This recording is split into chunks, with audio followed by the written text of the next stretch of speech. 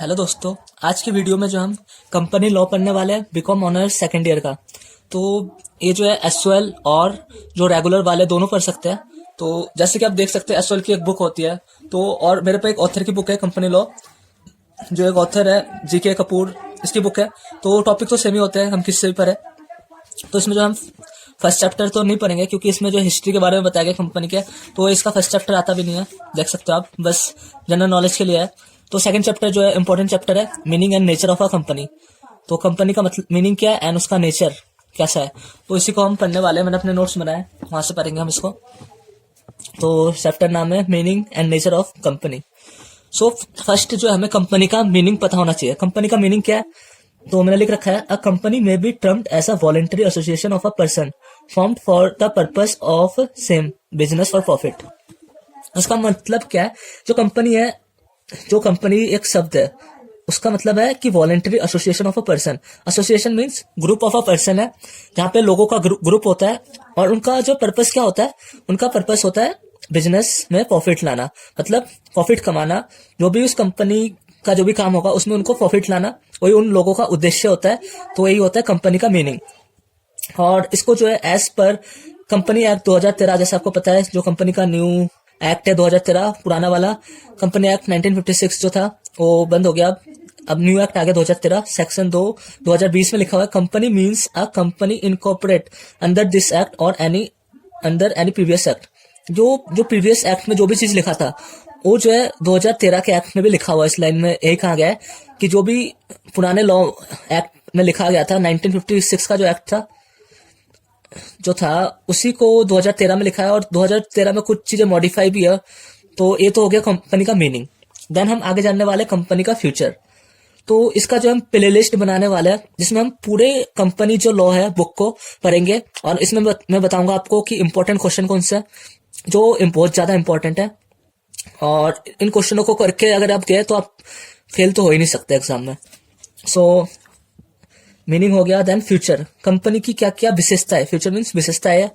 Then first है इसका registration. Registration मतलब क्या होता है, कोई भी कंपनी हो उसको सबसे पहले क्या करना होता है, अपना रजिस्ट्रेशन करवाना होता है। रजिस्ट्रेशन किसके अंदर, certificate of association. Certificate of association जो होता है उसके अंदर जाके कंपनी को रजिस्टर करवाना होता है। एक कंपनी में जो है, अगर हम पब्लिक कंपनी बनाते हैं, पब्लिक मीन्स सरकारी कंपनी है, तो उसमें जो है मिनिमम नंबर ऑफ मेंबर 7 होते हैं। ये आपने 12th में भी पढ़ा होगा, 12th या 11th में। और प्राइवेट कंपनी में जो है मिनिमम दो बंदे अगर हो गए तो हम कंपनी स्टार्ट कर सकते हैं, 2 से ज्यादा कितने भी हो सकते हैं। और पब्लिक में मिनिमम 7, सो कंपनी स्टार्ट कर सकते हैं। देन सेकंड पॉइंट लिखा है association of a person. Association of person means क्या होता है, एसोसिएशन मैंने बताया ना, एसोसिएशन मतलब लोगों का, कितने लोग हैं उस कंपनी को चलाने के लिए। जैसे यहाँ भी लिखा था हमने ऊपर एसोसिएशन ऑफ अ पर्सन, देख रहे हो आप। तो इसका मतलब है इट मस्ट बी एटलीस्ट 2%। यही लिखा है कि 2% चाहिए किसी भी कंपनी को चलाने के लिए, और उनका उद्देश्य क्या होता है, प्रॉफिट अर्न करना। देन थर्ड में लिखा है आर्टिफिशियल पर्सन। कंपनी जो है एक आर्टिफिशियल पर्सन होता है, क्योंकि कंपनी को जो ऑनर से अलग देखा जाता है। यही लिखा है इसमें, company it's a person in front of law. Company एक अपने आप में एक इंसान होता है लॉ के सामने, बट एक कंपनी को जो हैंडल जो है वो कौन करता है, एक नेचुरल पर्सन। जैसे जो कंपनी का ऑनर होता है या डायरेक्टर उस कंपनी को संभाल रहे होते हैं, बट कंपनी जो है एक इंसान होता है लॉ के सामने। देन फोर्थ पॉइंट में लिखा है limited liability. Limited liability means ऐसी लाइबिलिटी, मतलब अगर कंपनी लॉस में जाता है तो ऑनर जो होता है उसको अपने घर से जो है कोई पैसा नहीं लाना होता। अनलिमिटेड लाइबिलिटी होती तो ऑनर, अगर कोई कंपनी को लॉस होता है तो ऑनर को जो अपने घर से सामान बेच के इस लॉस को पैसे पे करने होते हैं। बट इसमें जो ऐसा कुछ नहीं है, क्योंकि इसमें बताया गया कि कंपनी और ऑनर दोनों अलग अलग है। शेयर ऑल्सो लिमिटेड, जो कंपनी जो शेयर देती है, लोग जो शेयर खरीदते हैं कंपनी के, वो भी लिमिटेड होते हैं, उसमें भी ऑनर को उसका पेमेंट नहीं करना होता। देन ये तो हो गया हमारे 4 पॉइंट। 5वां पॉइंट है हमारा प्रीपिक्चुअल सक्सेशन। इसका मतलब क्या होता है, जब हम कोई भी कंपनी खोलते हैं तो उनका मकसद क्या होता है, लंबे समय तक चलना।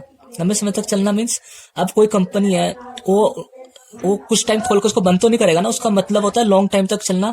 तो लॉन्ग टाइम प्लानिंग करता है कि हम अपने कंपनी को कैसे बढ़ाएं और कैसे ज्यादा प्रॉफिट लाए, तो उसी के हिसाब से प्लानिंग करता है। तो इसी का मतलब परपेचुअल सक्सेशन। अगर कंपनी में किसी की डेथ भी हो जाए तो कंपनी बंद नहीं होता, चलती रहती है, यही लिखा है इसमें।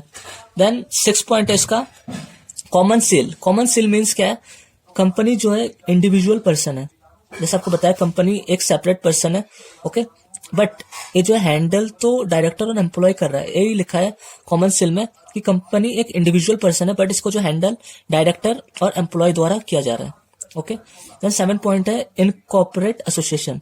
इनकॉर्पोरेट एसोसिएशन क्या होता है कि कंपनी को जो है रजिस्टर, इसमें जो प्रोसेस होता है इनकॉर्पोरेट एसोसिएशन में, फर्स्ट जो है कंपनी को रजिस्टर कराना होता है। तो रजिस्टर कराएंगे तो उसका जो है स्टार्टिंग डेट लिखा रहेगा उसमें, और भी बहुत सारी चीजें लिखा रहेगा। तो रजिस्टर कराने के बाद जो है कंपनी जो है क्रिएट हो जाता है। Then certificate of incorporation. Certificate of incorporation मतलब क्या होता है कि एक एक्ट होता है जिसके अंदर कंपनी अगर रजिस्टर होता है तो इस एक्ट में लिखा जाता है कि ये कंपनी इसमें रजिस्टर है।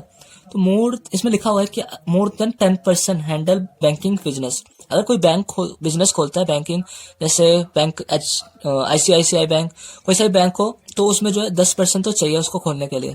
बैंक में कहा गया, और बिजनेस में 20% होता है। और अगर कंपनी इस एक्ट में अगर रजिस्टर ना हो तो उस कंपनी को जो है इलीगल कंपनी कहा जाता है।